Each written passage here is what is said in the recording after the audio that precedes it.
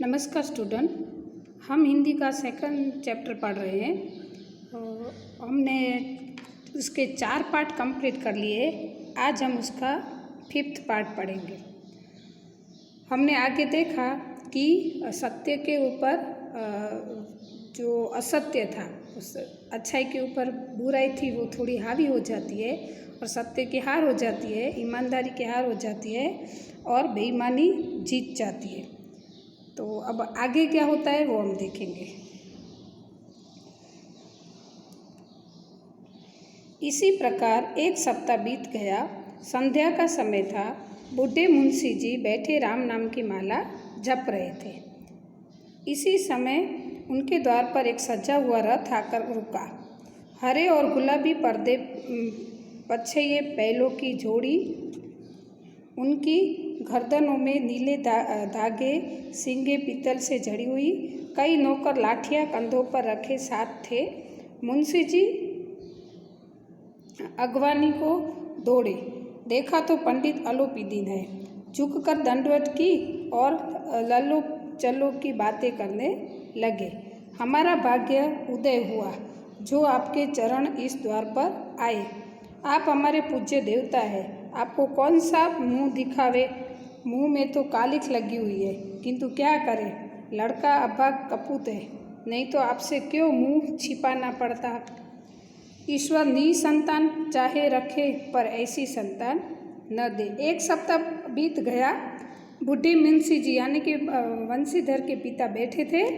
अचानक से एक सजा हुआ रथ आकर खड़ा रहता है और उस रथ का वर्णन है कि बैल कैसे थे, उसके साथ क्या क्या वो लगा था, वो सब इसमें वर्णन दिया है। फिर मुंशी जी यानी वंशीधर के पिता ने देखा कि ये तो कोई महानुभव आ रहे हैं, तो वो दौड़ते दौड़ते उनके पास गए। देखा तो पंडित अलोपीदीन थे। तो उन्होंने उसको झुककर प्रणाम किया और ऐसे लल्लो चप्पो बातें, मतलब उसके फेवर में ऐसे बातें करने लगे, ऐसे जैसे उनसे कोई गलती हो गई हो, उसके बेटे ने गलत कर दिया हो, और बोलने लगा कि हमारा भाग्य उदय, मतलब कि उनके पैर घर पर पड़े तो उनके लिए सद्भाग्य था। और अपने बेटे के बारे में अफसोस कर रहे थे कि ये मेरा बेटा सपूत नहीं कपूत है, जिन्होंने आपके सामने विद्रोह किया। और वो बोलने लगे कि इससे अच्छा तो अगर मैं निसंतान यानी मेरा बेटा नहीं होता तो चलता, ऐसे बेटे से तो। अलोपीदीन ने कहा, नहीं भाई साहब, ऐसा न कहिए। फिर पंडित अलोपीदीन बोलते हैं कि आप ऐसा मत बोलिए। मुंशी जी ने चकित होकर कहा, ऐसी संतान को और क्या कहूँ।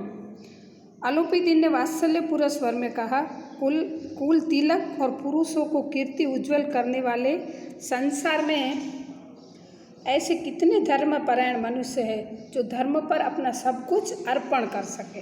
अलोपीदीन ने उनको समझाया कि अपने बेटे के बारे में ऐसा मत करो, क्योंकि संसार में ऐसे लोग बहुत कम होते हैं जो ईमानदारी और सच्चाई के लिए अपना सब कुछ समर्पण करने के लिए तैयार हो जाते हैं।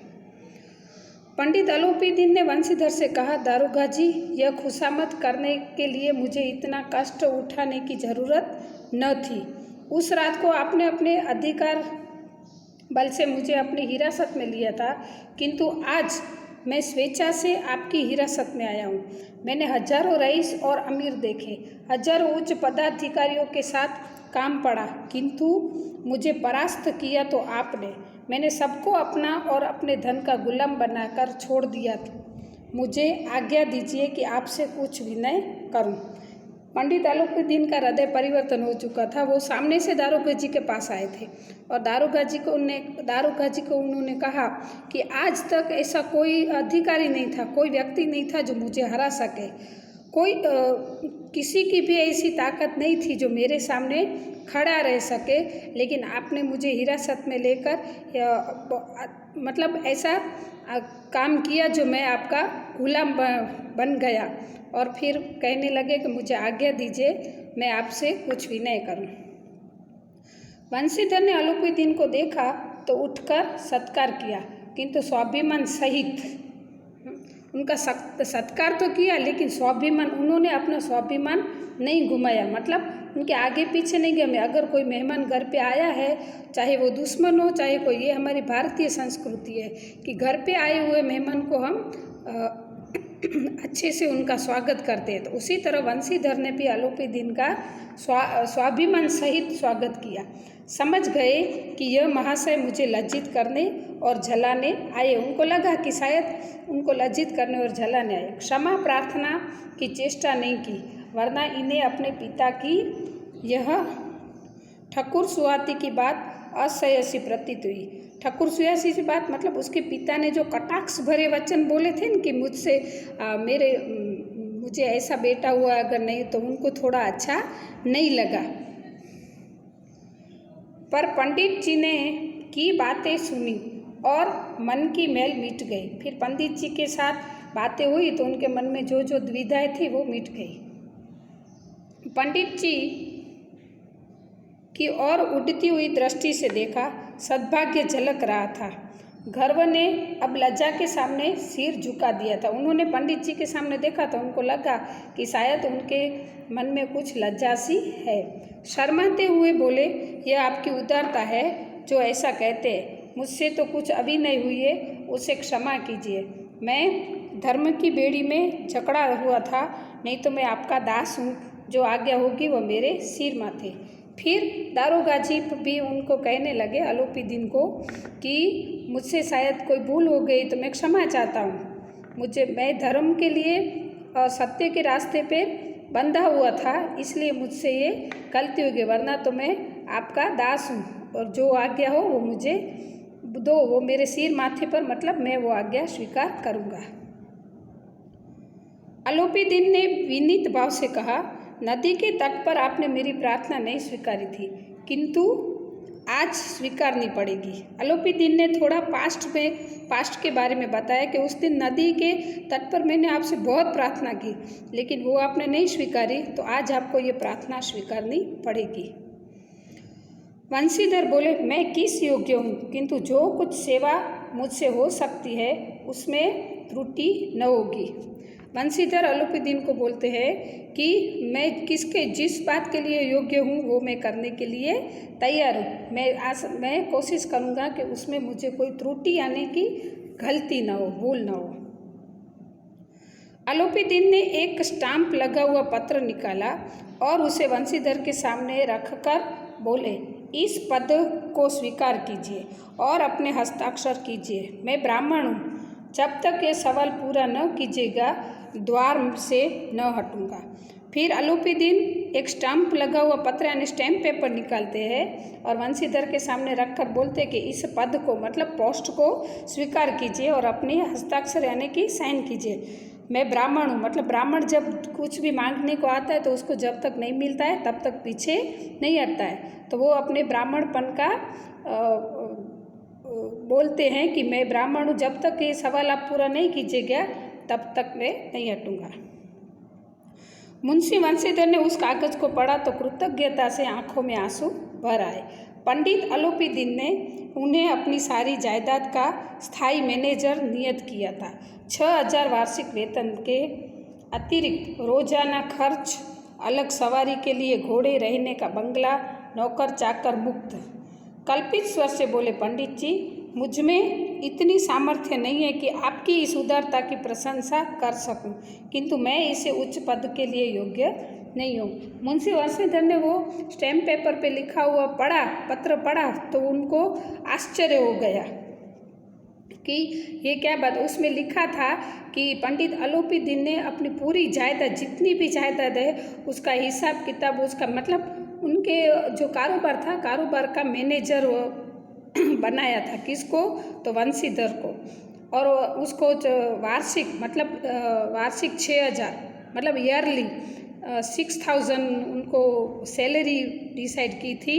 और उनका पर्सनल खर्च अलग, उनके लिए घोड़े, रहने के लिए बंगला, नौकर चाकर, ये सब उनको सहूलियत पूरी कर दी थी। फिर वंशीधर उनको बोलने लगे कि मुझ में इतनी मतलब मैं इसके लायक नहीं हूँ कि मैं आपकी प्रशंसा करूं, किंतु इस उच्च पद के लिए मैं योग्य नहीं हूँ। अलोपीदीन हंसकर बोले, मुझे इस समय एक अयोग्य मनुष्य की ही ज़रूरत है। अलोपीदीन बोलने लगे कि मुझे आप जैसे अयोग्य की ज़रूरत है।